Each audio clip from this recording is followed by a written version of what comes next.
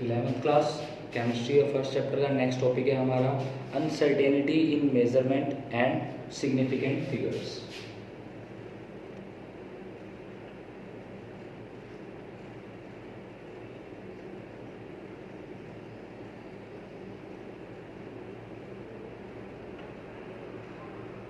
Uncertainty इन measurements यानी कि जब हम कोई मेजरमेंट कर रहे होते हैं उसमें जो फ्लक्चुएशन आती है, रीडिंग में चेंजेस आते हैं, उसे बोलते हैं अनसर्टेनिटी। सिग्निफिकेंट फिगर्स अभी हम पढ़ेंगे क्या होता है।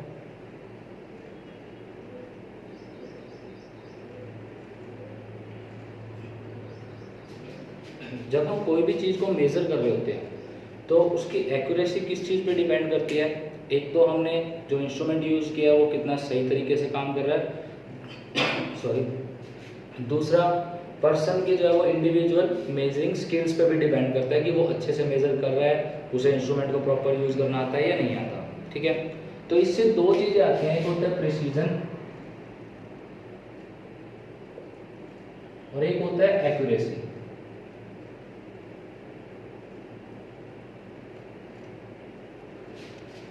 एक्यूरेसी का मतलब और प्रिसीजन, इन दोनों में डिफरेंस है।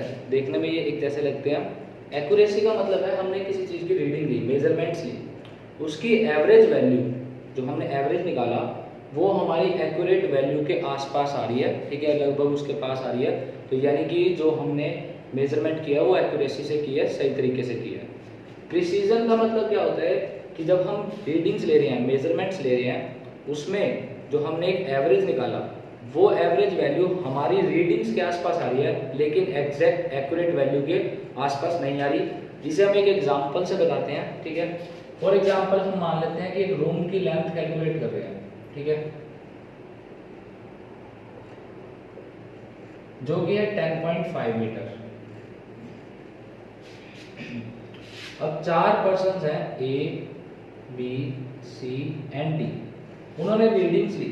ठीक है, फर्स्ट ने मान लो रीडिंग्स ली, वो आई 10.1, 10.2, 3, 10.4। ठीक है, एंड चेंज कर देते हैं इसको 10.3, 4, 5, 10.6 और 10.7। ये 5 रीडिंग्स ली उसने।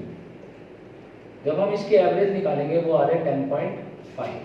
ठीक है, इसी तरह से मैं 4 रीडिंग्स जो है वो इसमें एग्जांपल की मैंने वही लिख देता हूँ। पर्सन बी ने जो रीडिंग्स ली वो पहली आई 10, 10.1, 10.2, 3 एंड 4। जब इसकी एवरेज निकालेंगे हम वो वैल्यू आ रही है 10.2। एवरेज यानी कि सबको सम करके डिवाइडेड बाय में नंबर ऑफ टर्म्स, मीन निकाला हमने। ऐसे थर्ड पर्सन ने रीडिंग्स ली, वो रीडिंग्स आई उसकी 10.1, 10.3, 10.5, 10.7, 10.9। ठीक है, इसकी हम एवरेज निकालते हैं 10.5 आ रही है। ऐसे ही फोर्थ पर्सन ने रीडिंग ली, उसकी वैल्यू आ रही है 10, 10.7, 10.9, 11.1 एंड 11.3। इसकी अगर हम एवरेज निकालेंगे वो वैल्यू आ रही है 10.8। अब ये देखो, हमारी जो एक्चुअल लेंथ थी रूम की वो थी 10.5 मीटर। इस पर्सन ने रीडिंग्स ली, 4 to 5 मेजरमेंट्स ली और उसकी एवरेज कैलकुलेट की, वो आई 10.5। यानी कि उसका जो आंसर आया वो क्या आया, एक्यूरेट आया, हमारे आंसर से मिलता आया, बिल्कुल सेम आया। यानी कि इसकी एक्यूरेसी बिल्कुल सही है। और इसके जो रीडिंग्स आ रही हैं वो रीडिंग्स आसपास भी हैं, एक दूसरे के आसपास भी हैं, तो ये इसका प्रिसीजन भी सही है। यानी कि पर्सन ए जो है उसका प्रिसीजन भी सही है, उसकी वैल्यू प्रिसाइज भी है और एक्यूरेट भी है।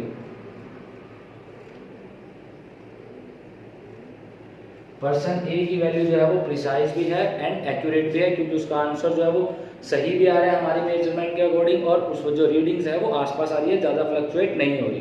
ठीक है, जो पर्सन बी है उसकी एक्यूरेसी सही नहीं है, एक्यूरेसी नहीं है उसकी, लेकिन जो उसकी रीडिंग्स है वो काफ़ी प्रिसाइज है। ठीक है, पर्सन बी की जो रीडिंग्स है वो प्रिसाइज है, आसपास आ रही हैं, जो एवरेज आंसर होता है उसके आसपास की रीडिंग्स आ रही हैं, तो वो प्रिसाइज है। पर्सन सी की अगर हम बात करते हैं, पर्सन सी की रीडिंग्स प्रिसाइज नहीं है, ठीक है, पर्सन सी की जो रीडिंग्स है वो प्रिसाइज नहीं है, काफी फ्लक्चुएट हो रही है रीडिंग, प्रिसाइज नहीं है, लेकिन उसका आंसर एक्यूरेट आ रहा है, ठीक है। पर्सन डी, ना तो उसकी रीडिंग्स प्रिसाइज है और ना ही आंसर एक्यूरेट आ रहा है, आंसर भी बहुत अलग आ रहा है जो मीन आना चाहिए उससे, और उसकी रीडिंग्स बहुत फ्लक्चुएट कर रही हैं, अलग अलग आ रही है, यानी कि उसने सही से मेजरमेंट नहीं की। ये फर्क होता है प्रिसीजन और एक्यूरेसी में। एक्यूरेसी यानी कि हम एवरेज निकालें तो जो हमारा आंसर होना चाहिए उसके पास आया, एक्यूरेट आया, ठीक है, वही आया। और प्रिसीजन का मतलब है जो रीडिंग्स हम ले रहे हैं उसमें कितना चेंजेस आ रहा है, फ्लक्चुएशन कितनी आ रही है, उसे बोलते हैं प्रिसाइज, ठीक है, कि वो रीडिंग सही आ रही है या नहीं आ रही, उसके आसपास आ रही है या नहीं, ठीक है। ये है आपका प्रिसीजन एंड एक्यूरेसी। उसके बाद है आपका सिग्निफिकेंट फिगर्स। ये क्या होता है सिग्निफिकेंट फिगर्स?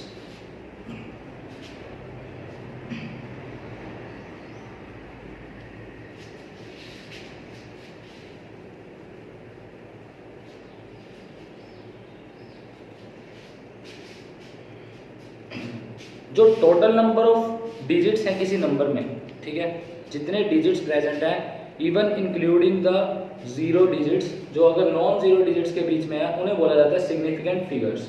इसके लिए कुछ रूल्स हैं जो हम पढ़ेंगे।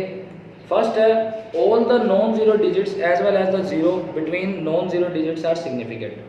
जैसे कि मैं आपको एग्जांपल से बताता हूँ, 576 सेंटीमीटर लिख दिया मैंने, तो इसके सिग्निफिकेंट डिजिट कितने हैं?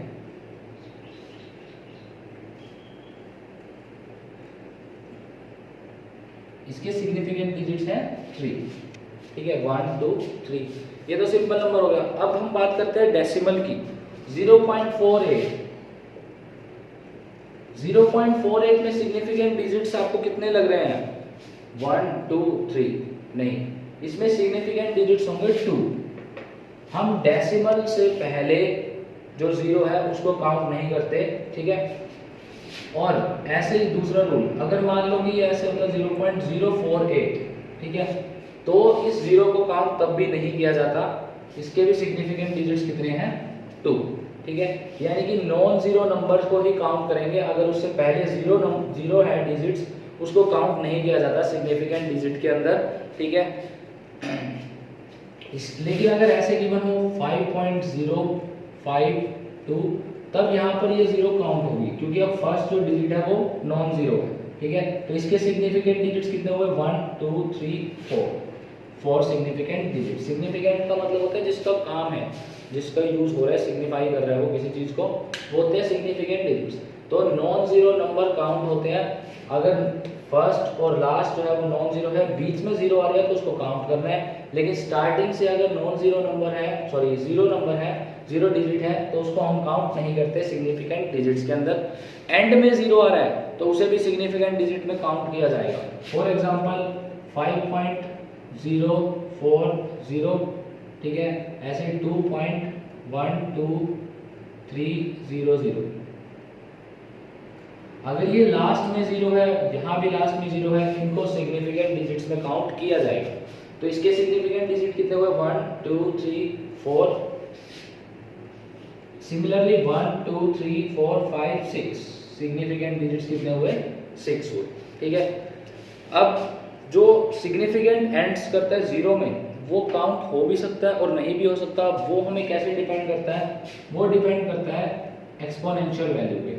अगर हम एक्सपोनेंट फॉर्म में उसे लिख रहे हैं तो हम सिग्निफिकेंट डिजिट में उसे काउंट नहीं करेंगे, ठीक है। फॉर एग्जांपल मैं लिखता हूँ 1.050, तो इसके सिग्निफिकेंट डिजिट आप कितने काउंट करोगे? 1 2 3 एंड 4, फोर्थ सिग्निफिकेंट डिजिट्स। इसको मैं लिखता हूँ 1.050 इंटू में 10 की पावर 3, ठीक है। अब मैं इसे 10 की पावर 3 लिख रहा हूँ, तो ये एक्सपोनेंट फॉर्म में लिख दिया। अब ये सिग्निफिकेंट डिजिट में काउंट नहीं होगा अनलेस उस जीरो को आप यहाँ पर प्लेस कर दो। एक्सपोनेंट फॉर्म में सिग्निफिकेंट डिजिट्स काउंट नहीं होते, ठीक है, तो इसके सिग्निफिकेंट डिजिट 4 ही रहेंगे। इसको अगर मैं ऐसे लिखता जाऊँ 10 की पावर 4, तो भी सिग्निफिकेंट डिजिट इसके 4 ही रहेंगे, चेंज नहीं आएगा इसके अंदर, ठीक है। ये तरीका होता है, अगर हम एक्सपोनेंट फॉर्म में इसे एक्सप्रेस कर रहे हैं तो सिग्निफिकेंट डिजिट्स को काउंट नहीं किया जाएगा। अब इसका यूटिलाइजेशन कहाँ होता है, देखो हम कैलकुलेशन सीखते हैं पहले involving multiplication and division. Multiplication और डिवीजन में सिग्निफिकेंट डिजिट्स को कैसे कैलकुलेट किया जाएगा।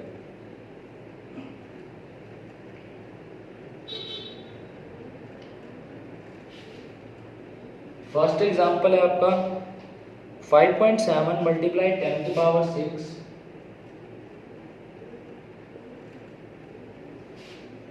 इंटू में 4.2 इंटू में 10 की पावर 5, ठीक है। पहले हम सिंपल इसके मल्टीप्लिकेशन सीखते हैं जो आपने छोटी क्लासेस में पढ़ी हुई है। क्या करते हैं, नंबर को नंबर से मल्टीप्लाई किया जाएगा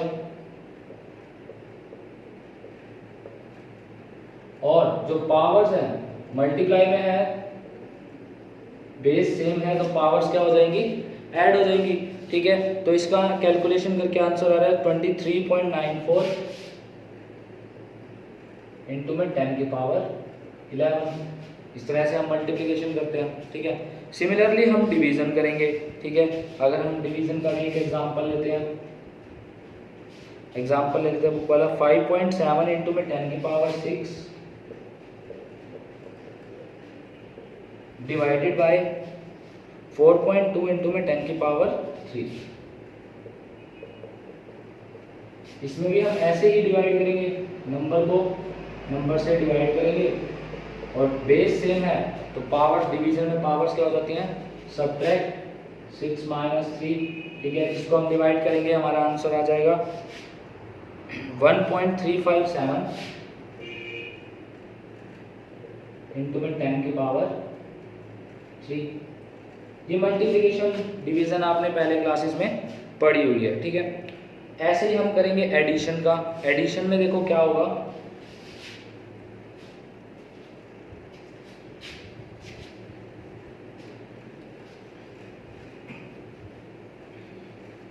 अभी मैं पहले सिंपल मल्टीप्लिकेशन बता रहा हूं, उसके बाद सिग्निफिकेंट फिगर्स का बताऊंगा क्या रोल है आंसर लिखने के अंदर।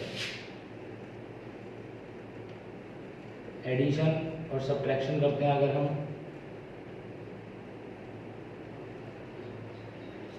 एग्जांपल ले लेते हैं एक 4.56 इंटू में 10 की पावर 3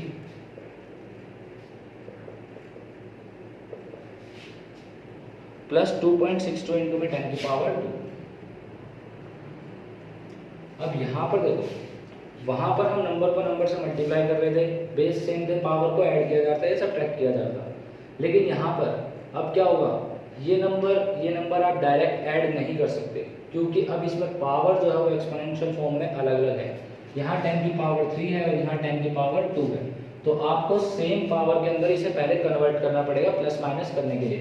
10 की पावर 3 है, अगर मैं इसे 10 की पावर 2 लिखना चाहता हूँ तो मैं कैसे लिख सकता हूँ, 10 इंटू 10 की पावर 2। जब मैं इसे 10 से मल्टीप्लाई करूँगा तो एक डेसिमल प्लेस जो है वो राइट साइड की तरफ मूव कर जाएगा। 45.6 इंटू में 10 की पावर 2 प्लस 2.62 इंटू में 10 की पावर 2। अब हम इसे ऐड कर सकते हैं, तो ये 10 की पावर 2 जो है वो एज इट इज रहेगा। 45.6 और 2.62 को आप ऐड कर दो, 48.22 इंटू में 10 की पावर 2, ठीक है। ये आपका आंसर आ जाएगा।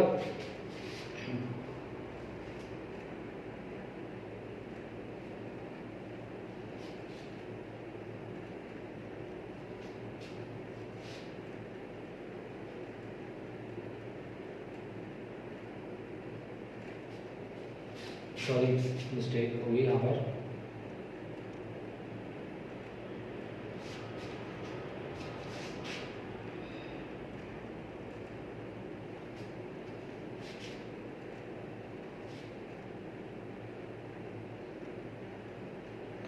नेक्स्ट देखो आप, नेक्स्ट सब्ट्रैक्ट का देखते हैं एक और हम एग्जांपल।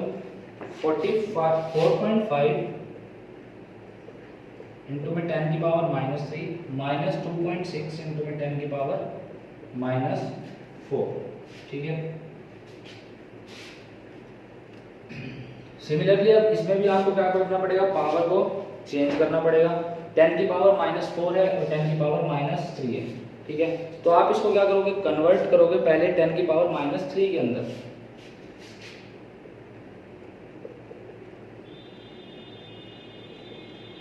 टेन की पावर -3 इंटू में 10 की पावर -1, इस तरह से हम इसे लिख सकते हैं। 10 की पावर -1 का मतलब क्या होता है, 1/10।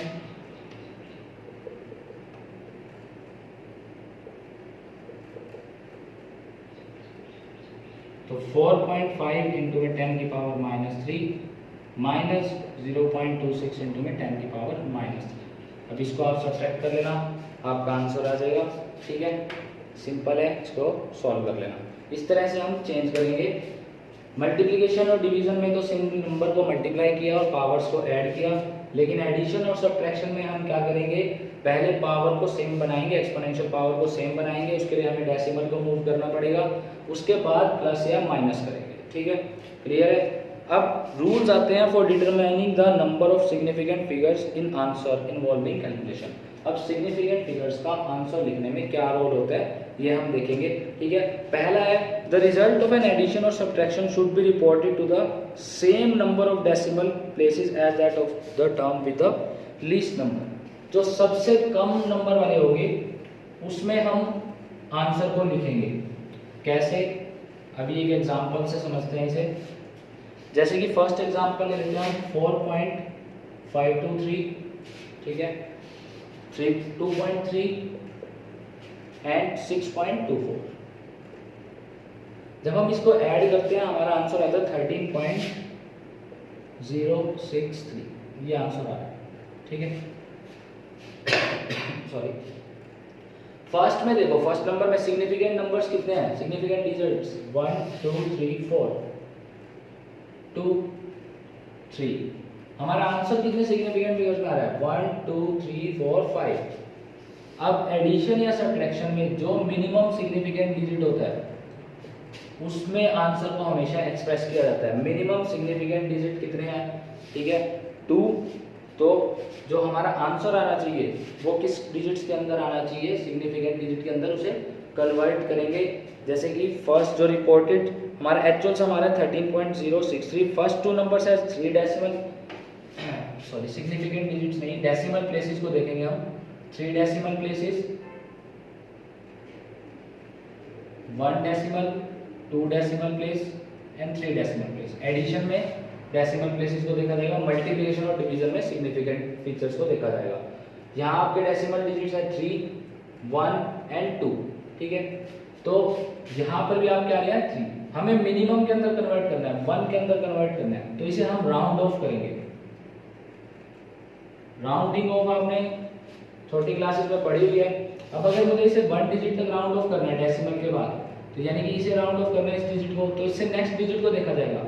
अगर ये वाला डिजिट 5 या 5 से बड़ा होता है तो हम उसमें एक नंबर इंक्रीज कर देते हैं, वरना उसे 0 बना दिया जाता है। अब ये 5 से बड़ा है 6, तो इसे राउंड ऑफ करके क्या लिखा जाएगा 13.1, ठीक है। तो हमारा एक्यूरेट आंसर जो है वो क्या आ रहा था, आंसर हमारा आता 13.063, लेकिन हम आंसर लिखेंगे क्या 13.1, क्योंकि हम उसे प्रिसाइज कर देंगे, उसे राउंड ऑफ कर देंगे, ठीक है। इस तरह से हम एडिशन के अंदर करते हैं, जितने डेसिमल डिजिट हैं उनको देखेंगे, जो मिनिमम डेसिमल होगा जिस नंबर में उससे राउंड ऑफ किया जाएगा, ठीक है। ये यूज होता है सिग्निफिकेंट फिगर्स और इनका एक्यूरेसी का।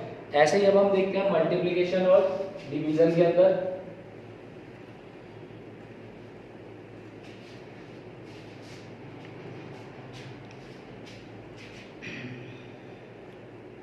The result of a multiplication or division should be reported to the same number of significant figures। इसमें हम significant figures का यूज करेंगे। जैसे कि मैं एक एग्जांपल ले रहा हूँ, फर्स्ट एग्जांपल आपका 4.327 मल्टीप्लाई 2.8। इसको जब हम मल्टीप्लाई करते हैं तो हमारा आंसर आ रहा है 12.1156, ठीक है।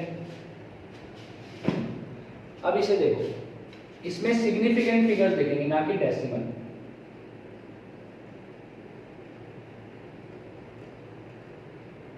सिग्निफिकेंट फिगर्स कितनी है 1 2 3 4, इसमें कितनी है 2, यानी कि मिनिमम सिग्निफिकेंट फिगर्स कितनी हुई 2, तो हमें आंसर को भी 2 सिग्निफिकेंट फिगर की फॉर्म में ही एक्सप्रेस करना है। तो इसका आंसर क्या लिखा जाएगा, सिर्फ 12, ना कि 12.1156, क्योंकि अब हमें इसे 2 ही सिग्निफिकेंट फिगर के अंदर कन्वर्ट करना है, क्योंकि मिनिमम 2 है मल्टीप्लिकेशन में जो हम नंबर ले रहे हैं, इसीलिए इसको क्या लिखा जाएगा आंसर को 12। ठीक है, तो प्लस माइनस में हम डेसिमल डिजिट्स को देखते हैं कि मिनिमम जितना डेसिमल डिजिट होगा जिस नंबर का उसमें राउंड ऑफ करेंगे, और मल्टीप्लिकेशन के अंदर हम किस में कन्वर्ट करते हैं, उसे सिग्निफिकेंट फिगर्स को काउंट करते हैं, जिसमें मिनिमम जितनी सिग्निफिकेंट फिगर होगी उसके अंदर उसे कन्वर्ट किया जाएगा। नेक्स्ट है, if a calculation involves a number of steps the result should contain same number of significant figures as that of the least precise number other than the exact number. कि जैसे कि एक example देखो आप, अगर एक से ज्यादा स्टेप्स हैं, इस नंबर को आपने मल्टीप्लाई करना है,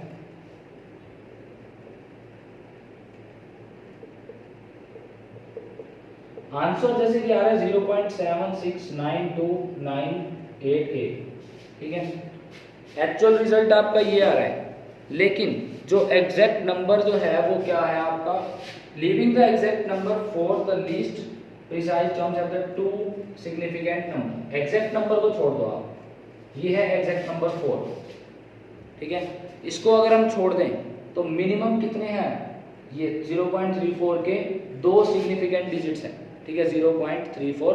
तो जो हम आंसर लिखेंगे, जो रिपोर्टेड आंसर होगा वो हमारा, वो किसमें होगा, 2 सिग्निफिकेंट डिजिट्स के अंदर होगा, 2 सिग्निफिकेंट फिगर्स में लिखा जाएगा।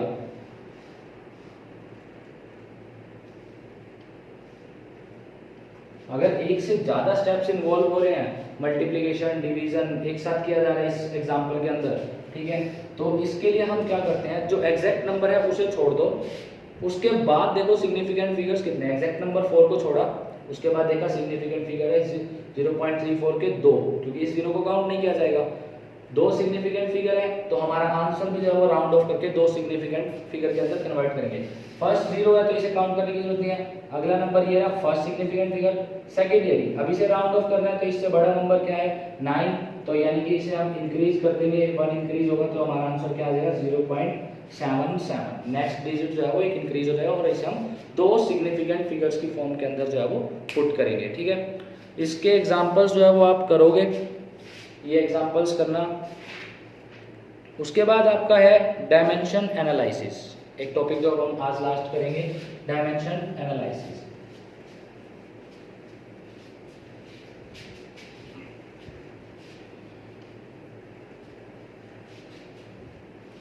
डायमेंशन एनालिसिस बहुत ही आसान है, आपने पहले भी पढ़ा हुआ है।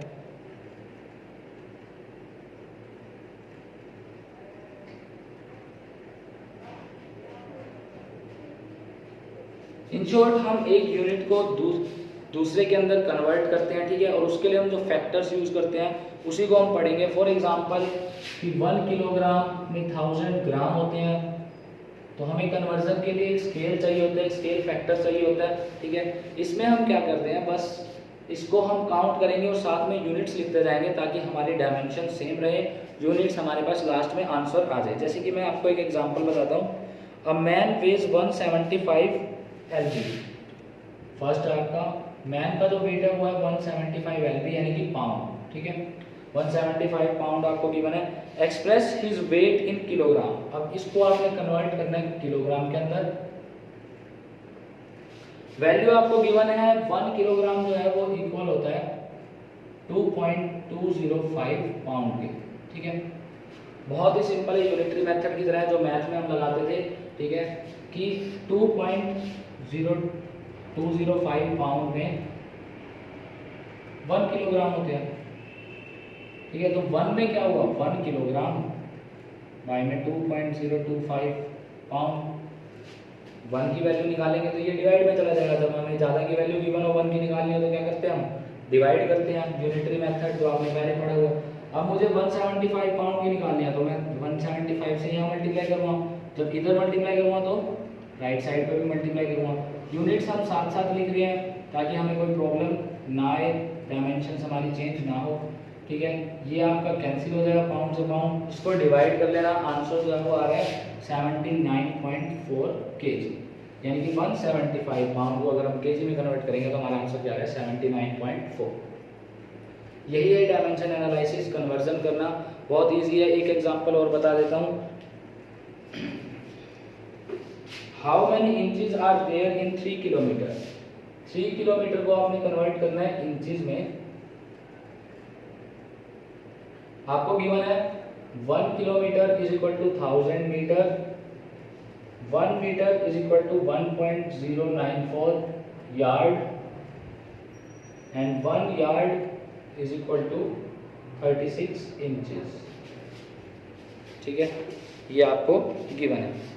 3 किलोमीटर को इंचेस में कन्वर्ट करना है, कन्वर्जन टेक्निक आपको गिवन है। पहले हम किलोमीटर को मीटर में करेंगे, फिर मीटर से यार्ड एंड देन यार्ड से इंचेस, हमारा आंसर आ जाएगा 1 kilometre is equal to 1000 metre. तो 1 की वैल्यू क्या होगी 1000 मीटर बाय में 1 किलोमीटर। क्लियर है, ये आ गया। ठीक है, अब ये आने के बाद अब हमें किसे कन्वर्ट करना है, यार्ड को और मीटर को कन्वर्ट करना है। 1 इज इक्वल टू, अब इसका यूज करेंगे हम, 1 metre is equal to 1.094 yard.